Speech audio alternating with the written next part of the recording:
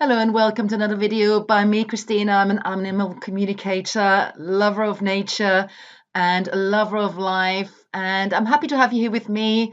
Please like and subscribe to this channel if you like my videos so they can reach more people on YouTube. Today, I want to delve deeper into the real reason why we want to communicate with animals. Because, of course, the animal communicators' work is based on the fact that animal guardians, animal lovers like you, want to do the best for their pets, want to do the best for animals, want to coexist happily, want to make life as best as possible for them, want to get to the root and reason of any issues, or just generally know if they need anything at this point in time. And I hear you say, well, of course, the reason why we want to do this is because we love our animals. They're cute, they are lovely, they make me laugh, they are always friendly, they never argue back, they always welcome me with eagerness, they're soft to the touch, and I just love interacting with them. All true, of course. But the real reason why we love and care for animals so much is because even though on an intellectual basis we are superior to animals, we make plans, we can invent, we can further progress, we can do lots and lots of great things, but animals do something that we know is priceless.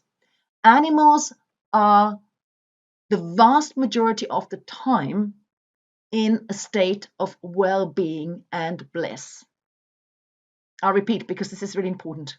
The reason why we love animals so much and want to communicate with them and want to understand them, because they do something that deep down we want to be able to do.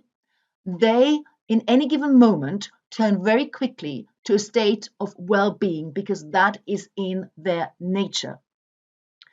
Look at any sleeping dog, look at any purring cat, look at any happily tweeting bird, look at any bird of prey soaring above, look at any horse grazing in the field, look at any donkey sleeping in their paddock, look at any rabbit just chilling out in the field, perhaps sniffing around. Look at any animal in the wild, they are doing what they are meant to do. They're not worried, unless obviously there's danger in the air, but their normal state of being is they're not worried, they are chilled, they are easy, they are well, they are satisfied, they are joyous, they are in a state of well-being, and that is their nature. And guess what? This is your nature as well. This is my nature. It's our nature to be in a state of well-being and bliss all the time.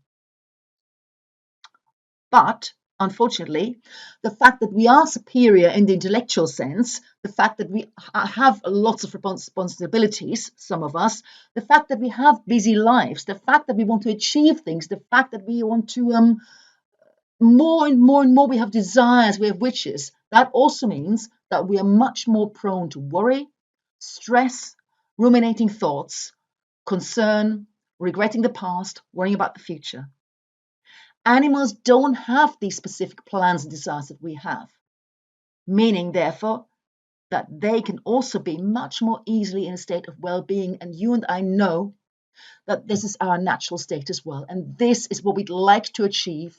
And this is what we can see in the animals. And this is why we have such a desire and such joy in being with them, because their well-being is contagious.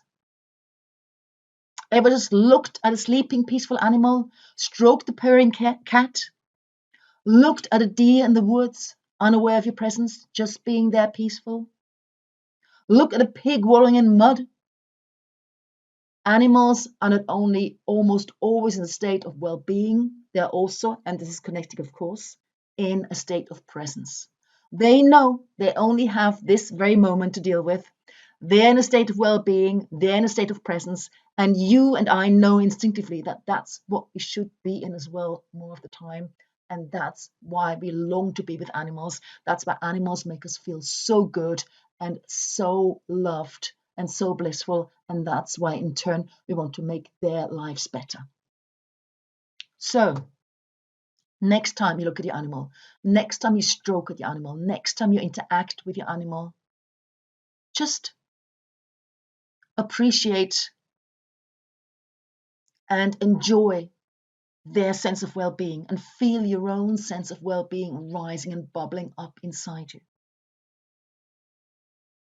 And if you have a stressful moment, if you're going through a tough time, make a point of being with your animals more. If you don't have any or can't, make a point of thinking about them more. Make a point of going out into nature. Make a point of looking at nature. Make a point of thinking about nature. Because nature and animals, well, it's just the same. They're always in a state of well-being. And if they're in any way stressed, they always veer very quickly back to the state of well-being. Why? Because it's in their nature, as I said. And why is that? Because they're much more in touch with their inner essence, with their spirit, with their soul, with all that is, with whatever you want to call it. They are in touch, very much connected almost all of the time to their inner power, to their inner source, to God, to spirit, to the universe, whatever you want to call it. And this is something we instinctively know that we want to achieve as well, because that makes for a happy and blissful life. And that's again why we like to communicate with animals, and that's why we like to understand them and make both their life and our life as happy as possible. So this is an invitation to you. Aim to get back into a state of well-being as soon as you feel the stress or the anger, the depression rising up. Look at your pet if you have one. Imagine nature if you don't have one. Imagine a peaceful scene if you don't have access to a pet or nature. Because whatever you may be going through right now, physically, psychologically, mentally, a state of well-being and bliss and connection to the universe, to the bigger power, to the infinite, is always, always waiting for you. And you know you're there when you feel good. You know you're there when you feel even a little better. So reach for that state as often as possible and learn from the animals. They are our best teachers. They know how to get there and stay there. I hope you enjoyed this video. Let me know your thoughts, and I'll see you in the next one.